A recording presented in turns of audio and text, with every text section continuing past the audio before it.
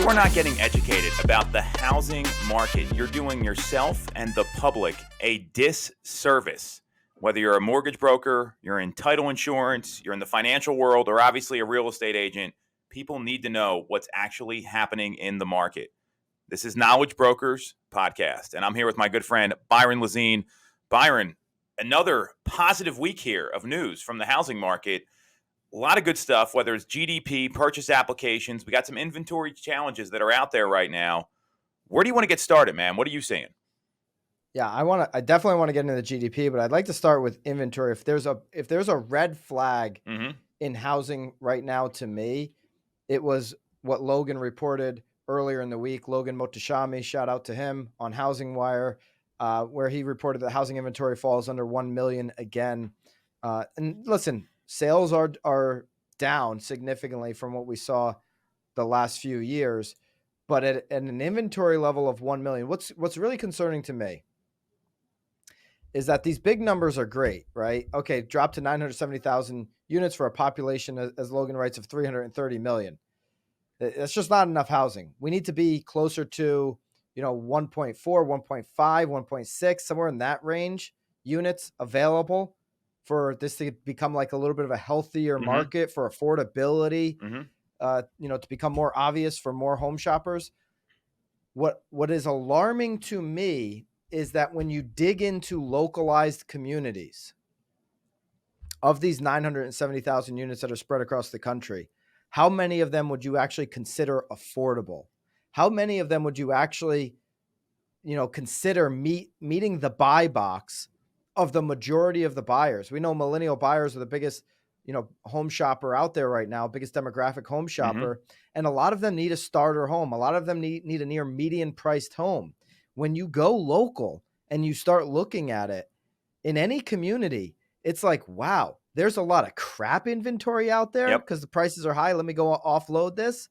And then there's a lot of stuff that is for the luxury. There's only so many luxury home buyers. So only so many people that need a second, third, fourth home right now. And a lot of those, homeowners are actually cutting the third, fourth, second home off of their asset list. They're getting rid of them. Okay. So that to me is the most alarming, statistic of the week. A lot of good news. We'll get into some of the good news and what that'll mean for the spring market.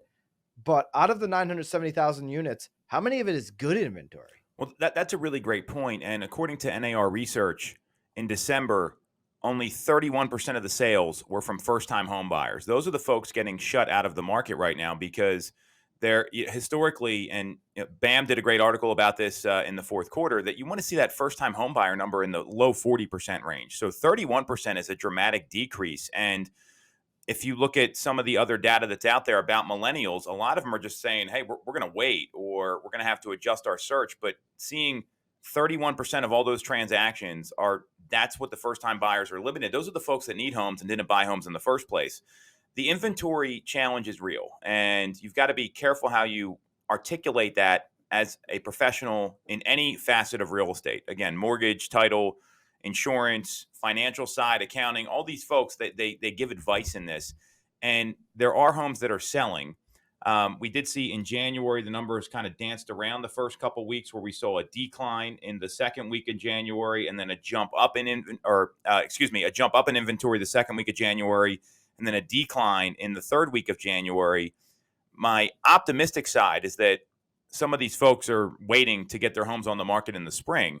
And I'm very hopeful that's going to happen. I can tell you from a lead indicator standpoint, I look at what our team is doing because that's like there's listings that are getting signed that people don't know about. The public's not aware of. They don't have this data. We've taken more listings this month than we took any month in the second half of 2022. So that's encouraging. That's a good sign. Now, I don't know if that's our team or that's everybody across the board. I think that's where it gets dicey because we can't chart that data. It's not public information. If that holds up, and Byron, I'd love to hear what you're seeing with the one team, that could be a good sign here. That could be a sign of optimism because we know that most realtors tell people to wait until the spring or wait until after the Super Bowl for some unknown reason that they just made up in 1972 because they thought it was a good idea. And the reality is, if you're a seller, seeing this low inventory, that spells opportunity to me. That spells, hey, I could actually get maybe a 2021 2021 offer where contingencies are waived, multiple offers going above the asking price, which we talked about last week, and we've seen a lot of. So my hopeful side is this is a good sign of things to come. I just don't know if that's what's going to be happening because it's such a small sample size. Yeah, if you're hopeful and you're actually watching the pod, not listening to watching it, meaning on YouTube, hit the thumbs up. If you're not as hopeful, if you think this number, this inventory number is hiding, the fact that we don't have a lot of good inventory like me, let me know in the comments how you feel. What I will say, here's a good number to track. The 880,000 units that were on the market last year at this time, now we're almost 100,000 more units, 970. If we just look at this time last year compared to right now, that should be an indicator that this spring of 23 is going to have more inventory overall throughout the spring than we had last year, where we saw things really get out of control before the interest rates went up in terms of multiple offers. So yeah, to your point, you're signing, in the Philadelphia region with your team, more listing contracts than you've signed. Same thing with what I'm seeing, talking to, a whole bunch of other team leaders and brokers that we talk to throughout the week. They're seeing the same thing. So the thought is, yeah, okay, this spring we should start to collect more inventory. My concern is like, what is going out there? Is it $800,000-$900,000 homes, or is it the 350s and the 450s, and the 400s that people really need? The majority of what we've been signing is that median price point. I mean, it's either that first time buyer or trade up. It's when you get to that premium price point, Byron, and you said it, there's only so many buyers for that. I mean, you get above $1 million here in our market, that makes up 3 to 4% of the market. So those listings don't help a lot of people. It's the 3-bedroom townhome. It's the 4-bedroom single family home.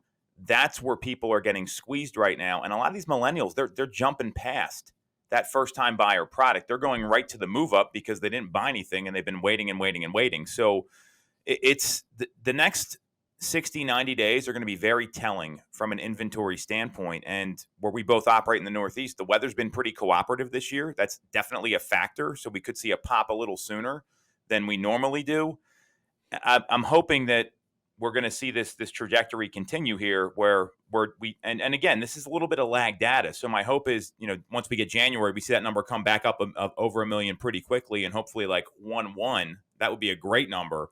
I'd be really optimistic about that. And to your point, we got to get back to these 2019 levels. That's going to really balance things. It's not going to be a balanced market. It's going to be a market that's easier for buyers and sellers to navigate, where you have time to make decisions and it's not this frenzied, here's the new home, I need to clear my schedule and go look at it in 10 minutes and try to get my offer accepted before 5 o'clock today. The median price point across the U.S. sits at about $370,000. There's a chart we can put up from NAR, shows it at $366,900. So yeah, basically $370,000 is the median price of existing home sales right now. So down from, even early 2022, where it was 413, down quite a bit actually from early 2022. But that's a number, that the U.S. median home price, that you need to know, right? If you're advising, whether you're the attorney or the lender or the agent, or if you're advising anybody in housing, you got to know that number. I was talking to some agents not too long ago, and I said, what's the median price in the market? And there was like 20 agents. One agent finally mustered it up and spit it out. It had the right number, but it's like, hey, that should be automatic. Your local number versus the U.S. number. You got to know that number. It's and you got to be tracking that number. And that's where you should really be. If you're going out as a listing agent, I'd want to be collecting listings right now in this environment, in the median price point of my community.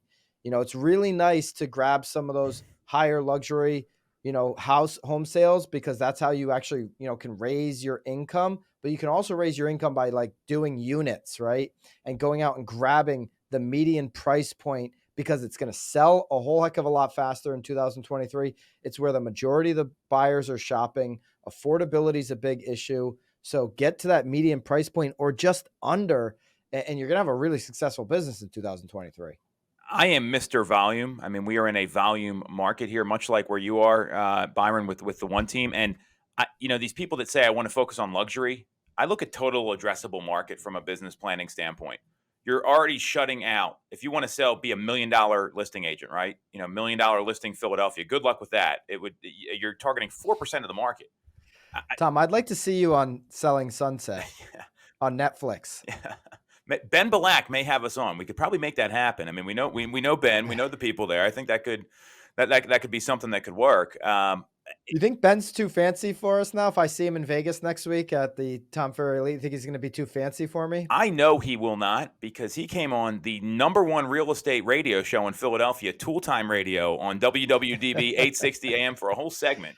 He's from here, believe it or not. So Ben is he? He's the real deal. I mean, he keeps it, and the stuff that he says is a lot of what we're talking about, which is, hey, I need to, like, for him, volume might be like a $2 million listing because he's out in LA or whatever else, but he's looking at, how do I scale my business, not how do I become this person that's going to be listing the $50 or $70 million properties. Because they're doing, I think their show's actually Selling Beverly Hills on Netflix, the agency, and I love all those guys. Oh, you're right. That's my bad. I don't even watch it. No, that was my bad. I said Selling, but the problem with that is that people start to think that these price points are normal. And we just said it, the median price point is $370,000 in America. That is where we need more inventory. That's where we need more attention from, an agent standpoint, an advisor standpoint. It's in the median price points where the most people are looking for homes and can afford homes. Could not agree more. And that's really where the pain points are. I mean, you think about these folks that said, I'm not going to buy, I'm going to rent longer. It's the millennials that are out there. And you guys did a great piece on BAM about what's happening with those folks and some of the challenges that they're seeing. And that's the buyer right now.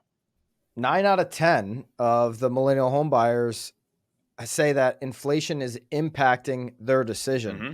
So if you don't think the millennial home buyer right now is paying attention, you're wrong. The question is, are they paying attention to you?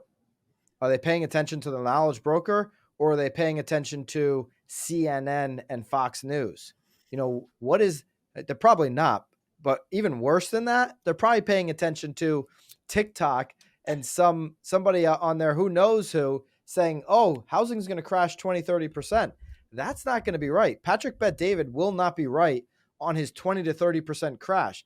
Despite Goldman Sachs just came out and they picked those 4 cities. Mm-hmm. I don't know if you saw that this week, I did see Tom. that. The 4 cities being Austin and I think San Diego was one of them. I could pull it up. San Diego was on there. I'm not buying San Diego. I don't. How's that market going to? I mean, that's one of the most desirable cities in the country. And yeah, I mean, is it going to be a little slower, maybe a little flatter? But these markets aren't going to crash. It's just not going to happen. I mean, I could see Austin crashing like at a 10, 15% and then bouncing right back because there was so much building going on in Austin to keep up with demand. So that's one place where housing starts got a little bit ahead, right? Where most of America housing starts have not gotten ahead. You just saw that in the Northeast, they're up 135% because the North, it's densely populated. There's nowhere to build. They're so far behind demand. So it's very misleading if you see Patrick Bet-David say, oh, home prices are going to drop 20, 30%. And then you got that millennial buyer saying, well, I'm going to wait because, Realtor.com this week just reported that rents are now $800 cheaper, less per month than buying. Okay, so they see, well, it's cheap. And they know they're going in their community, in their city, wherever they live. And they're like, oh, it's much cheaper for me to rent right now because there's a glut of supply coming out onto the rental market for multifamily. And I'm just going to go rent a house and start saving and wait for this 20, 30% drop. But what people aren't telling everyone on TikTok and on Instagram Reels is that the 20 to 30% drop isn't happening if you're buying a starter home at, as NAR reports, $370,000 in this country. That $370,000 home is not going to be $300,000 tomorrow. It's not happening. First of all, the owner has so much equity in that house, and they're likely at if they're in that price range, they're likely at a 2.5 to 3.5% interest rate on that house. Are they going to give it away to you for $300,000? The 20 to 30% drop for millennials is not happening. So, the 59% in the Now BAM article, which we link all the articles down below if you want to get access to them, that says, they're saving more money for a home. Okay, you're going to save more money, but don't anticipate a 20 to 30% drop at the end of it. How much are you going to save? I mean, what is your rate of savings? Because and that's what concerns me a little bit about what millennials are hearing. We've got 28% here. They just postpone home shopping altogether. And if there's a condition behind that, sure, you always got to do what's best for you and your family and your household. I've never debated that once in my career. If it's because you're worried about numbers, then you don't have the right information. One of the things we've utilized internally here, because we hear this all the time, we're going to wait for the market to crash. We're going to wait for interest rates to come down. They're not coming down. I mean, 3 is gone. It's not happening for a very long time. Is actually breaking down. Here's what the payment's going to be now, because everyone buys with a payment. They're not writing a check and stroking a check for the purchase of a $370,000 property. Here's the payment now. Here's predicted appreciation over the next 12 months. So if you wait a year, here's what it's going to look like, and here's your cash to close. I mean, the two numbers everyone needs when they're buying a home are how much cash out of pocket and what's the payment. And if you can't break that down succinctly for your clients, that's where you need to get back in the lab, get back in the office, sharpen the pencil, and understand how to give them real life numbers that are going to impact their decision.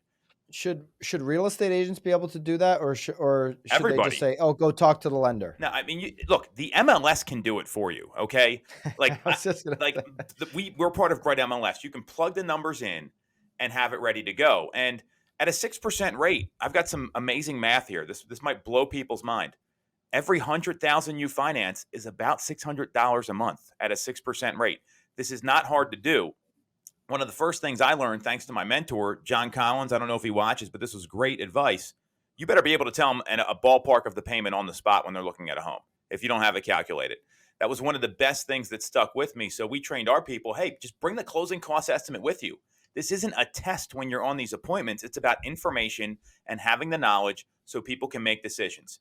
You're telling me most consumers are going to be able to do the 30-year amortization calculation in their head. They probably don't even know what amortization means half the time. You've got to talk in language that people understand. Here's your payment. Here's how much cash to close. How do you feel about that? That simple. Yeah. If you don't think quickly on your feet, then just use the mortgage calculators. They're everywhere. You could Google it, and it would come up on your phone. The mortgage calculator come up on Google. I love the Dave Ramsey one. I kind of use. Dave Ramsey, though, they automatically plug in like 25% down or something. He's like, you should, and then his mortgage calculator also automatically fields the 15-year mortgage as opposed to the 30-year. Yeah, because he wants you to buy on a 15-year mortgage only. But you can switch it over. Anyways, there's a million mortgage calculators out there. The point is, though, that's what we talk about, being the knowledge broker. A mortgage company, a mortgage rep should be able to do this. I mean, I think mortgage folks usually, I don't know. I mean, I've dealt with some, Byron. I mean, the Rocket Mortgage, I don't think they even teach you how to pick up the phone and answer it properly, let alone calculate a mortgage payment. So the point is, though, this is stuff you need to know, right? And those two numbers, that's what consumers want. Cash to close, monthly payment. And that would help a lot of these millennials that are saying, well, over one quarter of them are, I'm not going to buy, I'm waiting. They don't know what the numbers look like. They watched a TikTok video, or they heard, I don't even know who this guy is you're talking about that said 20 to 30% decline, because it's a bunch. You don't know who Patrick Bet-David is? I mean, if he's telling people that, I'm glad I don't know who he is. Listen, he's somebody who just sold, what's his insurance company? Drop it in the comments if you know. I'm going to draw a blank here on the name of his. I'm going to Google him here. I mean, this is where I need some knowledge. He just dropped it. He just sold an insurance company for like over $250 million. Like big Patrick Bet-David, PBD. He does the PHP podcast. Agency. Got it. Okay. Yeah, PHP Agency. One of these whole life ones that Tom, would that have been if you're in real estate right now and you're like looking at these whole life guys that just recruit thousands of people throughout the country, what a business model that is, huh? It's actually sounds like EXP. I don't know. It's actually it's the greatest downline thing going. These companies are huge that these guys built. But anyways, I like Patrick Bet-David a lot. One of the most savvy, business entrepreneur content guys out there. Just some great interviews across the board, different personalities and all of that. But yeah, he's like passionate about this 20 to 30% drop in home prices. So, he keeps telling people, Tom, I'd like your take on this. He says, hey, if you're buying a house right now, and he just use a ballpark number, if the asking price is $1 million, you should offer $700,000 today because the end of next year, it's going to be a 30% drop. Is that good advice for home shoppers? Not if you want to get the house. I mean, our friend Jeff Thibodeau just did I saw him post about this. He's working with a team up in Ontario, and he said lowball offers usually have the exact opposite effect that you want on a seller because it pisses everybody off. And I'm not saying don't offer fair market value. 30%. I mean, you look at the average list to sales price ratio across the country. It's anywhere, the fourth quarter it was like 96 to 97% in most markets. Now it's some places back over 100. I mean, sure. I mean, Well, I'd probably buy it for a 30% discount sight unseen and just make it an investment property. I mean, it's insane. Goldman Sachs at the start of the year had an outlook for home prices of declining, negative 6.1%. Mm-hmm. Okay, so they had U.S. home prices going down just over 6%. They said we lost 4% at the end of the year, and they were talking about a 10% decline in U.S. home prices. So well off from the 20 or 30 that Patrick Bet-David is talking about. Goldman Sachs just this week revised that outlook. Goldman Sachs came out and said, no, it's actually going to be negative 2.6% for U.S. home prices in 2023. And oh, by the way, that decline we had in 2024, we're revising that, and we think we're going to be up 1% by the end of 2024. So if you just look at the next 24 months, Goldman Sachs is saying we're only going to go down maybe 1.5% over the next 24 months on U.S. home prices. Nowhere in there is there's 20 to 30% drop outside of maybe a local market or two. Mm-hmm. We're talking about those four that they're saying is going to drop the over 20%. That remains to be seen. But outside of a local market dynamic overall, especially as it relates to those median price points, there is no chance of a 20 to 30% drop happening anytime soon. This is our first right prediction on the Knowledge Brokers podcast because we came out and said these things are going to change and people are going to adjust these estimates as we go. And this happened last year. Zillow predicted 17% appreciation in 2022. And then like every month it started coming down. I would imagine you're going to see the same thing with Goldman Sachs where we're going to get to maybe a positive number here in the month of February or March because with inventory where it is, I'm going back to Econ 101 at Syracuse University. You got supply and you got demand, and the demand is pushing the supply down. So, and to your point, it's the median price points that people are going to see the most appreciation. That's where always the market moves the fastest. And if you're a real estate agent, you want to think about what are you trying to target? The 4% at the top of the market or the 95% where everyone transacts? And I mean, I know what I did. I know what you do. And it worked out pretty well for both of us.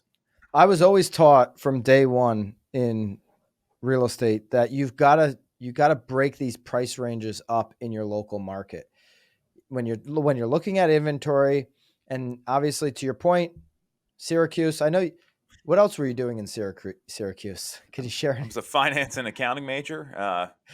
Watched basketball. I mean, it was cold AF up there. I mean, there wasn't it was a 4-year vacation from the real world because I could have not gone there and done this.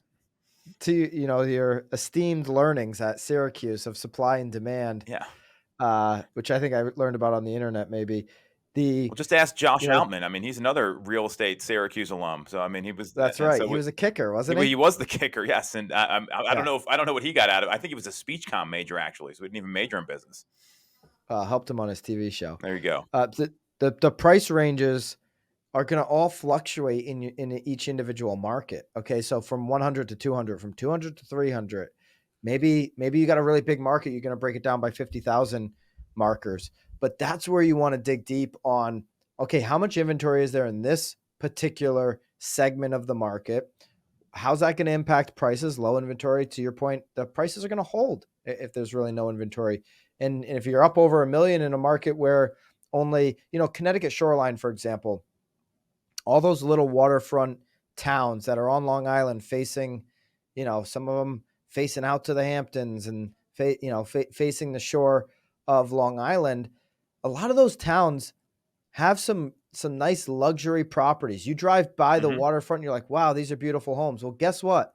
most of those towns have 20,000 year-round residents, and most of those towns sell about 10 to 15 million plus homes a year. So guess what? Inventory from a million up on those shoreline Connecticut homes, I'm not talking about Fairfield County, I'm talking about everything east of Fairfield County, is going to be extremely high. Where within the same town, $300,000 to $400,000 inventory is going to be tight. Days on market are going to be low, and prices are going to hold all year long because there's just not a lot of inventory and there's not a lot of building going on. Well, and what you also, depending on where you work, and obviously Connecticut's a bit smaller, but we cover a large area here.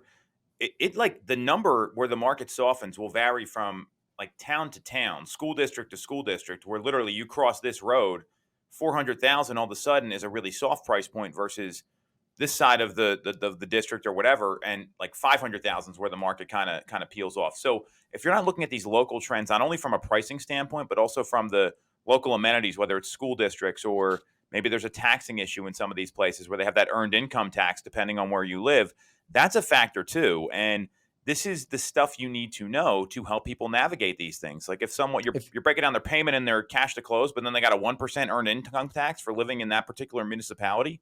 Well, that's more cash to close, right? And folks, people just don't explain this stuff, and it's important to know because if you don't, you're costing people money.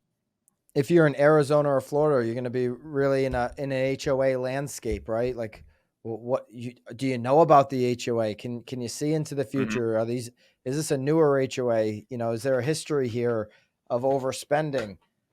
How does it compare to the surrounding communities? All these are considerations. Tom, how much time per day should a real estate advisor, a broker, an agent be looking at this information? Like, obviously, if you're in a sales position, you're going to be out there selling, but how much time should you be absorbing content in your local market and the overall trends? Like, how much time a day is it per day you should be sharpening your tools? So I'm going to give you two answers here. On a daily basis, I mean, I'm reading what's going on, and I do it online because that's digestible. I know the sources, and it's not going to be the housing market's crashing nonsense that we've heard a lot of. I mean, that's something I do in the morning. I like to see what's coming out, so, I mean, I'm spending 15, 20 minutes a day just kind of digesting that. Additionally, this is the gap for a lot of agents. You're talking about that really local stuff like HOAs or cost to close on a property. I've heard this many times. Proper preparation prevents poor performance. You should be prepping for every appointment like this. What's included in the HOA? Does it have insurance? Is there a doorman? Does this municipality have an earned income tax? What are the sales that are going on locally here? Because if you're not prepped for these questions, you mentioned thinking on your feet earlier. You know when interest is highest? When you're at the house and the people are excited and they're having that emotional reaction. And if you see the home's priced high, it's not priced high, whatever it is, you've got to have tangible facts. And I said this before, it is not a test. Write down notes, have the information available. No one's going to judge you for writing it down, because what they're going to judge you for is saying, I don't know, I'm going to get back to you. And that's when interest can wane. Or worse, and a lot of agents do this, they give them some nonsense answer and they're shooting from the hip trying to close a sale instead of shooting to educate. And that is the game right now in 2023. We're not in that fast-paced, fast and furious market that we saw second half of 2021 and part of 2022. So I would argue you need to prep 10 to 15 minutes for every appointment at a minimum. A listing appointment, probably a half hour until you get your knowledge down where it's really flowing. And knowing what's going on a macro level, that's got to be a daily thing. For example, I mean, when rates came down the first time, and this was back, I want to say it was back in towards the end of the year, we had a role play call at our team, scratch the agenda. We put out a video to our entire database that rates had come down. We gave everyone the information to share it. We showed them the breakdown in payments, and we blasted all of our clients, especially the ones that were like, the rates are too high, I don't want to move. Like, they needed to know, and it was a Friday. That's a very valuable time for a rate drop because the rates aren't moving Saturday and Sunday. And what happens on Saturdays and Sundays, Byron? People go out and look at homes. You get an executed agreement, you can lock in a rate. So this is the stuff that we armed our people with, and it helped a lot of folks that felt like they got priced out of the market a bit. So you've got to be doing this on a daily basis because people are making their biggest financial decisions. And if their agent or their insurance broker or their mortgage rep or even all the pieces involved. If you can't give them tangible knowledge, you're not going to be able to help them. And some of these people were looking for houses and had no idea rates went down. That's where you know you're doing your job. You have to be ready for two types of conversations if you're going into a listing appointment or some type of consultation altogether. The majority of people are going to want really easy to understand tables and charts and graphs, keeping current matters type of stuff, or something that you can pull off of your MLS that is broadly showcasing the market that's going to back up whatever's coming out of your mouth. And then for maybe 10, 15, 20% of these conversations, you're going to have to really get analytical. And so I'd be prepared to go both ways.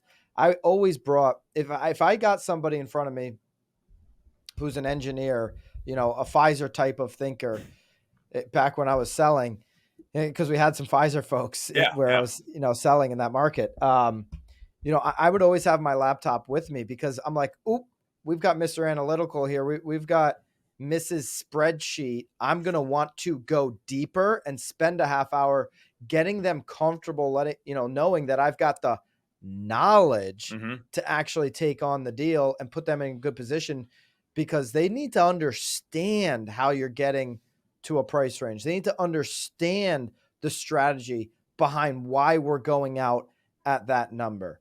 And because they're just seeing a whole bunch of, you know, headlines and basic information about the market. And if they're an engineer analytical type, they're going to want to go deep on it. What I found was one of the most effective charts to use is, and I got taught this from one of my early coaches on in the business about 10 years ago. You give them all the data, you show them all the sales, but then give them a line item report and show the trends in the prices that are actually transacting. And then you can identify that. Now, you got to get your pen out. You got to mark it up a little bit. So, for example, you see, here's all the active listings, and we see there's a grouping right now, and they're priced at, let's call it 425. And there's 3 or 4 of them there. And then we don't see anything priced until 500. Now, a lot of the comparables are showing that your home's going to be priced around this 450 or so range. So there's some opportunity there. But we can see that there's nothing else that's transacting. You got these 425 sales, stuff around 450, and then there's nothing that's moving until you get above 5. And we can agree you're not above 5 based on these sales. So you don't want to go in that 475 range because that's kind of a dead man zone. And those are local trends that if you spend the 10 or 15 minutes to prep for the listing appointment, you're going to be able to articulate that clearly. And that's something anyone can understand. And I'm a big fan of visuals, like you said, and even just kind of marking them up and walking them through the thought process. And also be careful not to use like jargon. Like, you got to use stuff that they can understand, whether it's the super analytical type or think about, you know, your typical person. I mean, they may not know anything about real estate despite being really educated. I found that across the board with doctors, attorneys, even financial advisors. So the more you can break it down into simple terms that have meaning, the better off you're going to be, and the better off your clientele are going to be. All right, before we go, Tom, we gotta talk about these GDP numbers this week. U.S. GDP rose 2.9% in the fourth quarter. It's more than expected, even as these recession fears loom. So the expectations were 2.8% on GDP. The Fed wants us to be under 2.8 on these reads. We were above. We were at 2.9. But they don't want us to be in the negatives, right? Because the Fed wants to like be the hero where it's like, okay, we don't go into the negatives, we don't go into a recession, but we don't want to beat expectations because we want to show that we are slowing this economy down. What is the GDP, first of all? I think this is important, yes. And then how's this number, impact us? So the GDP, it's the monetary value of goods and services bought by end users. So the person who actually is purchasing the product, whatever the cost of that is, right? Now it's also it's the user. It has to be produced in the subject country, right? So U.S. gross domestic product would be the stuff that the U.S. produces and what it costs when it gets sold to the end user over a period of time. So this usually gets evaluated quarter by quarter. So it's basically the retail value of the items or services that are produced or given in a country over a period of time. And like when we're talking about this particular number, 2.9% in quarter four, it's a backward looking number. It's like a lot of the real estate closing information that you look like it's lagging. It's old data, right? And so it's not completely indicative of where we're going to end up at the end of Q1. Look at where this came out this week. It's like October was 4 months ago, right? So we're in a totally different place than we were in October. Some of the things that are fighting this number, jobless claims continue to go down. There was a Wall Street Journal article that showed like these companies that have less than 250 employees, they keep hiring.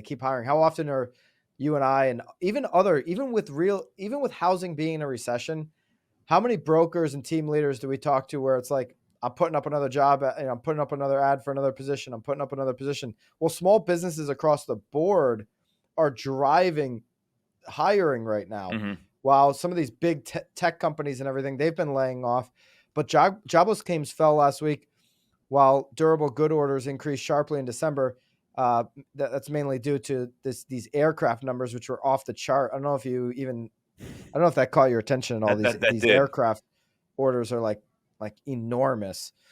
But yeah, so 186,000 on jobless claims. The expectation was that they're gonna be closer to 210,000 on that number.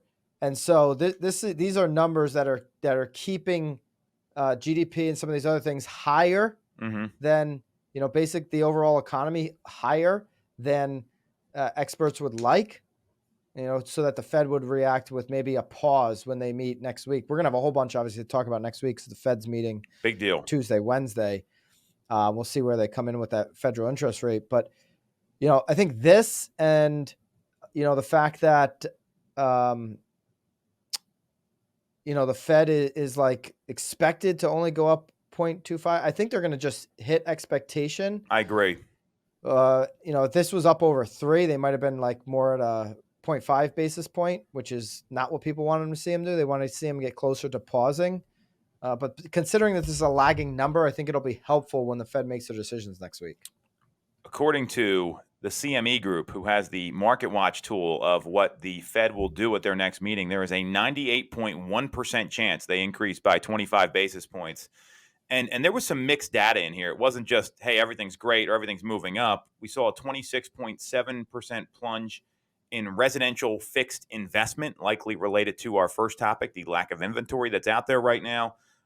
We did see an increase in spending, although it was in December, we saw a 1.1% decrease, which is indicative for, you look at the time of the year where it's holidays and people are spending more than they usually do.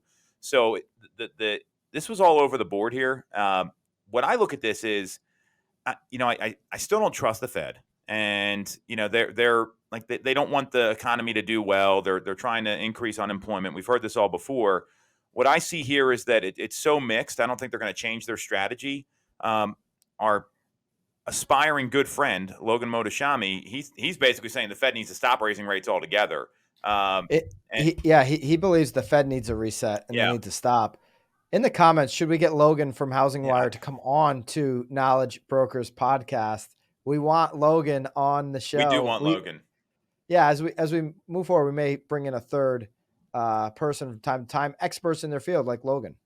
So what he also said in his update on the housing market indicators at the beginning of the week is that the Fed's probably going to do a couple more, 2 to 3 more, including this upcoming meeting, 25 basis point increases.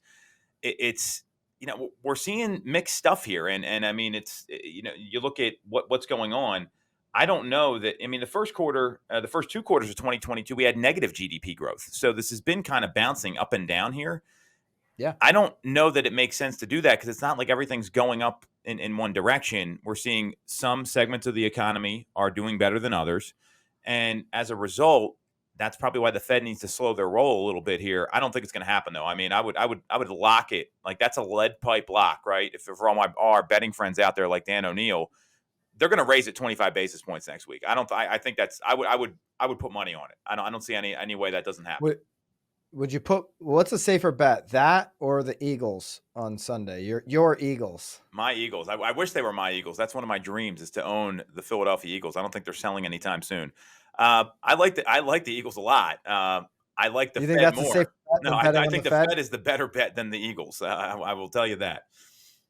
Eagles have like a 65% chance to win, according to the ESPN. All those geeks over there that talk about stats and everything else. But they said And so you're Dallas had a putting 51% chance to go to the Super Bowl. How'd that work out? So you're putting a greater than 65% chance, is what you're saying, on the Fed going up 25 basis points next week, not pausing or not going above the 25. Not only am I doing that, the CME FedWatch tool has a 98.1% chance on it. So I mean, Wow. I mean, this is they So chart this every day. So if the Fed does something different than that, obviously if that's a 98% chance, and they paused, it'd be like, whoa, the Fed feels real good about where we're heading with inflation. But if they went to 50 basis points in the face of expectations being closer to 98% of people thinking they're only going to go to 25 basis points for the first time,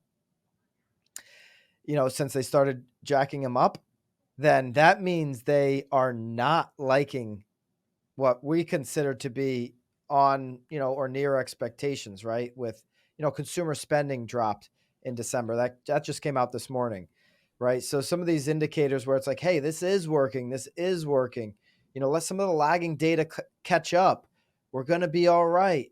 Things are working here. If they went up 50 basis points next week, that would mean they don't believe that at all, or they've got some other indicators that are telling them differently. And we can put this chart up here because they actually track it on like a daily, weekly basis. So even yesterday, it was actually a higher chance at 99.6%. But a month ago, because the Fed didn't meet this month, there was only a 59.7% chance they would go 25 basis points and a 40.3% chance they would go to 50. So obviously the data coming out leads this predictor from the CME group to lock it in around that 25 basis point increase. So I hope the Fed follows suit, because if they start doing something crazy, and I don't trust them, I don't think a lot of people do, I'm more concerned about that and the meddling in the markets than anything else, because if that pushes interest rates back up based on that movement, that could cause some real problems for the folks that we're all trying to help here. Yeah, from what I'm looking, 2 months of stabilized 30-year fixed mortgage rate. They definitely have a 25 basis point priced into that. The 10-year yield Agreed has that priced in. And so we should see more stabilization with the mortgage rate. We should see the worst behind us. We might be able to get into the high fives if the Fed goes down that trend. If they buck what the expectations are and go to 50 basis points next week, then I would expect mortgage, 10-year to jump up potentially, and which would follow with the 30-year fix, which would kind of stunt some of these mortgage applications that we've seen. We saw mortgage applications the last 2 weeks. 2 weeks ago up 28%, last week 25%. So those are heading in the right direction. There's, the seasonality. Logan talks about on Housing Wire all the time. Seasonality is the context there as well. Mortgage applications are supposed to go up right now, so if they weren't, that would be bad. All right, Tom. I'm going to see you in Philadelphia. Less than 48 hours. Very exciting. In your hometown. And I'm actually not, you had really bad timing with the NFC Championship weekend to bring me into Philly. The poles are greased and ready for you, Byron. This is an annual thing. They grease the poles so people can't climb up them. You're lucky this plane ticket wasn't too inflated because of the champion. I was worried about that. I think you bought it before is what happened. So I mean, that was probably a good send you a.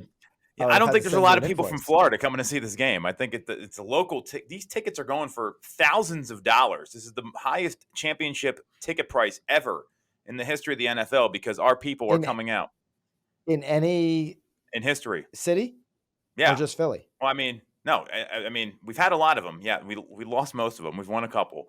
But that was Donovan McNabb years.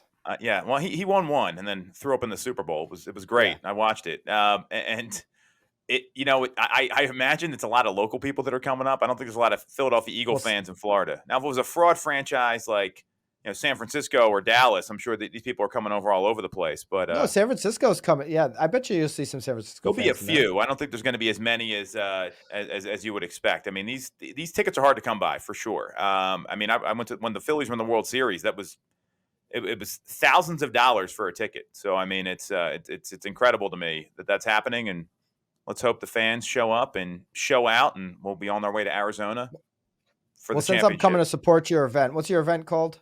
It's called the Best Agent Hacks, featuring Jeff Mays, our Tom Ferry coach. And not only do we have Jeff, I think the undercard here could be as good as Jeff Mays, which is 4 team leaders in collection have done $1 billion of production in 2022. We've got Byron Lazine, we've got Lisa Chinati, Dan O'Neill, and Andrew Undum from Baltimore, Long Island, Boston's where Lisa's from, and obviously Byron's from the one team in the Connecticut shoreline. Very All exciting. right. Well, since I'm coming up to support, you need to now bump your week-to-week contract with BAM to a month-to-month contract. I'm ready to sign, man. I'm ready. Let's do it. Bought ourselves another month. So I'm like a renter now that's not buying. It's like one of these millennials, month to month. If you're enjoying this, and if you want to come join us in Philly, just join it. I think are you at capacity? We are not at capacity. So okay, shoot me a DM on Instagram. That's probably the best way. It's at Tom Toole 3rd. It's at Tom Toole 3RD, and I can get you in to this free event. And you're going to be able to set more appointments, sell more houses, and learn what the top people across the Eastern Seaboard are doing.